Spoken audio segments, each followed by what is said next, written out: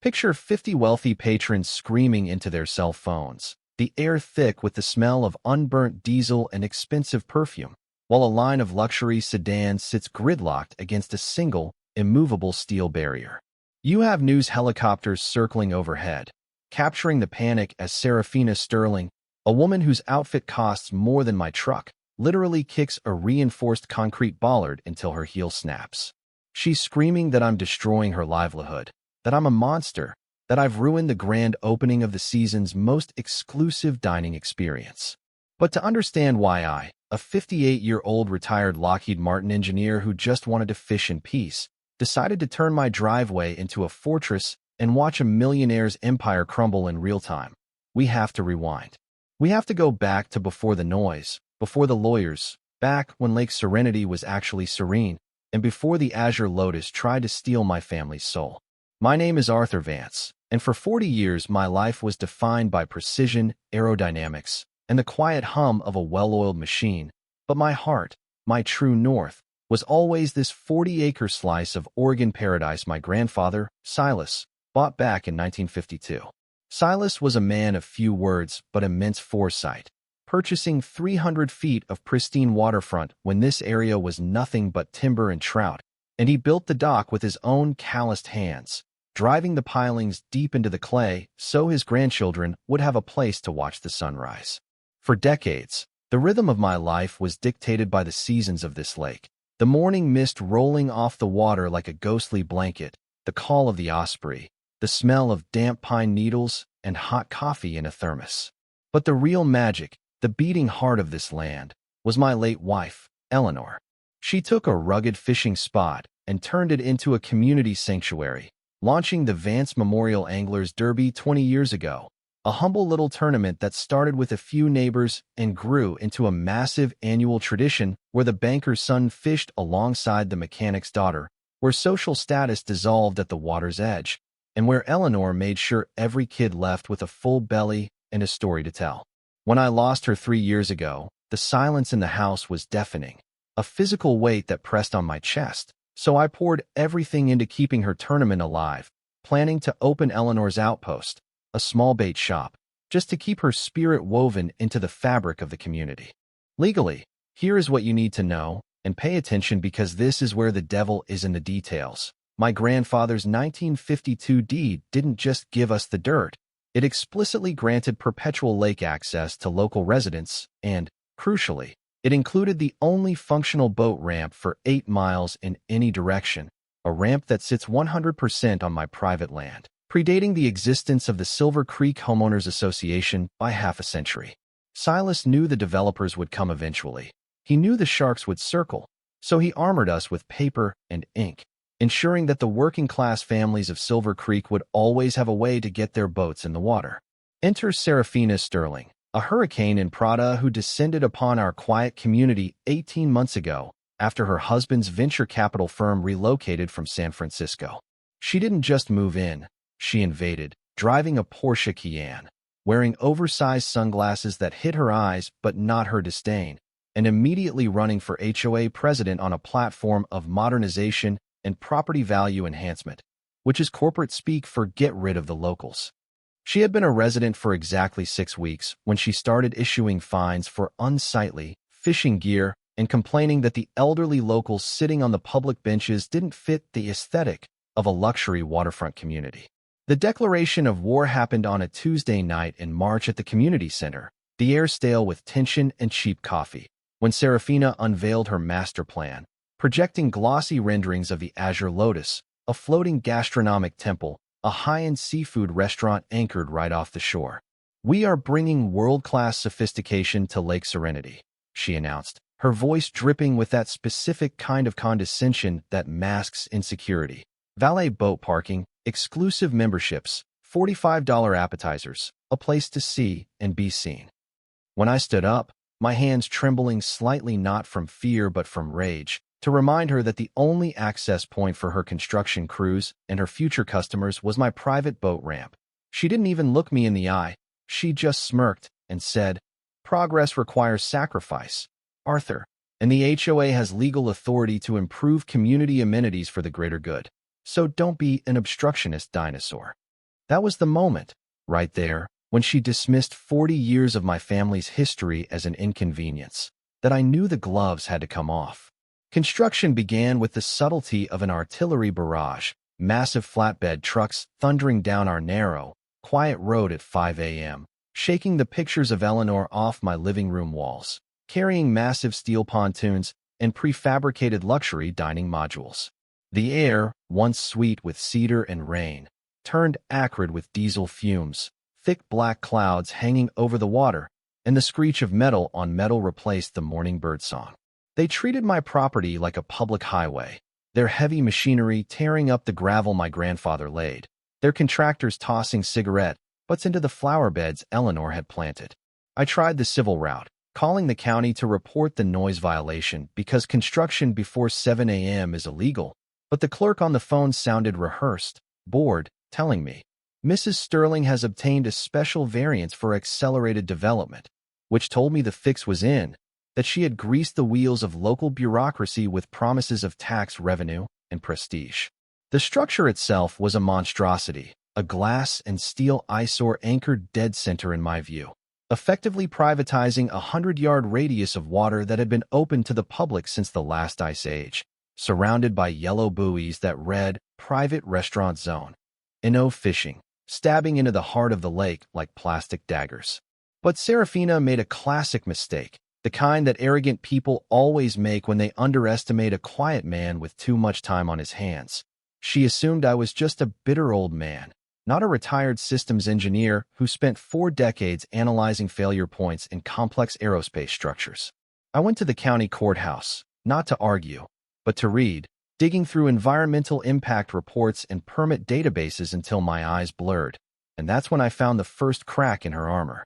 She had bypassed the commercial waterway permit, a critical state requirement for any structure that dispenses food or waste over a natural body of water, likely because an environmental review would have taken 6 months she didn't have.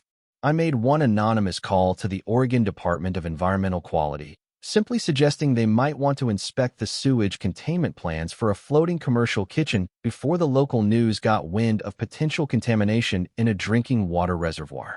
The inspector, a meticulous woman named Agent Miller, shut the site down on a Thursday morning, slapping a bright red "Stop Work" order on the gate, and the sudden silence that fell over the lake was heavier than the noise had been. Serafina stormed up my driveway an hour later, face flushed a dangerous shade of crimson, waving the citation like a weapon, screaming, "I know you did this, you petty little man. Do you have any idea who you are dealing with?" To which I just sipped my coffee and said, "I'm just worried about the water quality, Serafina. We wouldn't want the trout to get sick." The cease and desist bought me 10 days of silence, 10 days where the birds returned and the diesel smog lifted. But I knew a woman like Serafina Sterling doesn't stop, she just reloads.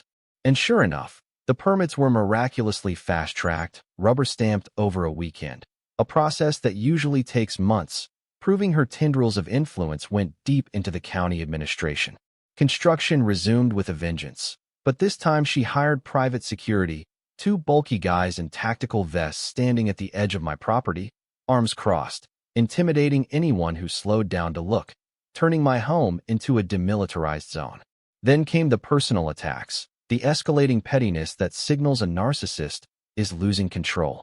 She filed a harassment complaint with Sheriff Rodriguez, claiming I was menacing her workers with aggressive gardening tools, a complete fabrication that nonetheless generated a police report with my name on it. She called an emergency HOA meeting, standing at the podium like a dictator in a silk blouse, announcing a special assessment vote to fine me $500 for obstructing community progress, and then she dropped the bombshell. She claimed my boat ramp, my grandfather's ramp, was actually community property via adverse possession, arguing that because the neighbors had used it for decades, it now belonged to the HOA. It was a lie, a bold-faced, terrified lie, but the newcomers in the room nodded along, swayed by her confidence and the legal buzzwords she threw around like confetti. That night, I couldn't sleep, the phrase adverse possession rattling in my brain, so at dawn, I took my metal detector and went hunting for the original iron survey pin Silas had driven in 1952. I found the corner markers easily enough, buried under decades of pine needles. But when I got to the stake nearest the ramp, I saw fresh, muddy boot prints, hiking boots, expensive ones, circling the area, the earth disturbed as if someone had been digging, checking to see if they could move the marker, if they could steal a few crucial feet of land. The realization hit me like a cold splash of lake water. She wasn't just using my land. She was actively plotting to annex it. I hired Precision Surveying, a company run by an old friend, Jim Kowalski, and his GPS equipment confirmed what I knew in my bones. The ramp, the approach, and the land for 50 feet on either side were 100% Vance property. But then, looking at the maps, looking at the water rights, I realized something even more devastating. A detail hidden in the riparian rights clause of the original deed. I didn't just own the shoreline. I owned the lake bed extending 50 feet out into the water. I looked at the Azure Lotus, bobbing arrogantly on the water, and realized its rear anchors, the massive concrete blocks holding her restaurant in place, were sitting directly on my underwater property. She was trespassing on the bottom of the lake. While I was building my legal fortress, Serafina installed an electronic gate at the top of my ramp, a sleek, black barrier with a credit card reader charging locals, people who had fished here for 50 years, $25 to launch their tin boats. The breaking point, the moment that turned this from a property dispute into a holy crusade, happened on a Tuesday afternoon. Mrs. Higgins, an 80-year-old widow who used to bake cookies for Eleanor, came to scatter her husband's ashes from the dock, where he proposed to her in 1965. Serafina's security guard, a steroid-pumped goon in cheap sunglasses, blocked her path, telling her that without a platinum dining reservation, she couldn't access the waterfront. I watched from my window as Mrs. Higgins wept, clutching that urn to her chest, turned away from the only place that brought her peace, and something inside me snapped, a cold, hard resolve that replaced my anger with pure, calculated strategy. I went digging into the finances, pulling the public records for the HOA and Serafina's business, channeling every ounce of my engineering analytical skills into forensic accounting. What I found buried in the county recorder's database made my blood run cold. A commercial loan for $1.5 million taken out by Sterling Hospitality Group, secured not by her assets, but by the Silver Creek HOA's common property, the pool, the clubhouse, the tennis courts. She had forged the board's approval, mortgaged our entire community's assets to fund her private floating ego trip, and the loan terms were predatory, with a default clause that would allow the bank to seize the community park if she missed a single payment. And she was broke. Her wealth was a house of cards. Her husband's firm in San Francisco had imploded, they were drowning in lawsuits, and this restaurant was a desperate Hail Mary pass to generate cash flow before the creditors seized everything. She needed a gross revenue of $50,000 a month just to service the debt, which meant she needed that ramp open. She needed those high-end boats arriving every hour. She needed the Labor Day weekend grand opening to be a blockbuster, or she was finished. So, I decided to give her exactly what she deserved. I didn't want to just stop her. I wanted to expose her, to catch her in a trap of her own making. I contacted Titan Security Solutions, a contractor who installs anti-ram barriers for embassies and military bases, and ordered a hydraulic bollard system, the kind that rises out of the ground in 3 seconds and can stop a charging semi-truck dead in its tracks. We scheduled the installation for the Friday morning before Labor Day, ensuring the concrete would cure just as her first VIP guests were scheduled to arrive for the gala. Friday, 4:30 p.m. The sun was dipping low, casting a golden hour glow over the water, mocking the chaos that was about to unfold.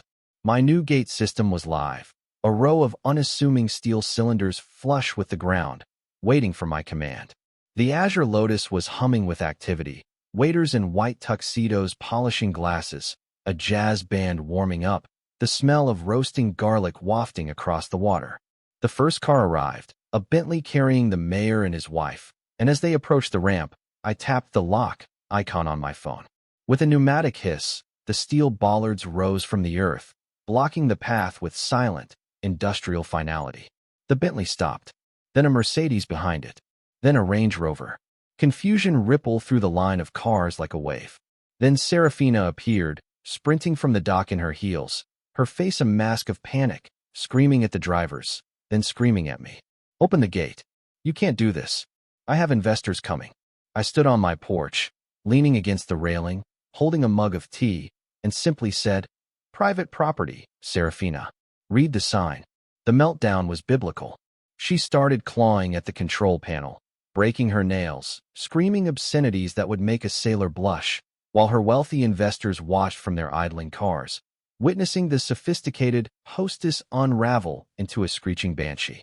The security cameras caught it all, her kicking the steel, her trying to bribe my neighbors with cash to drive across their lawns, her eventual attempt to have her security guards cut the hydraulic lines, which only resulted in a face full of high-pressure fluid, because anti-tamper systems are a beautiful thing. But the real death blow wasn't the gate, it was the truth. While she was imploding on my driveway, the emergency town hall meeting I had organized with Betty, a sharp-witted retired librarian, was kicking off at the community center. We had invited everyone, the residents, the press, and the police.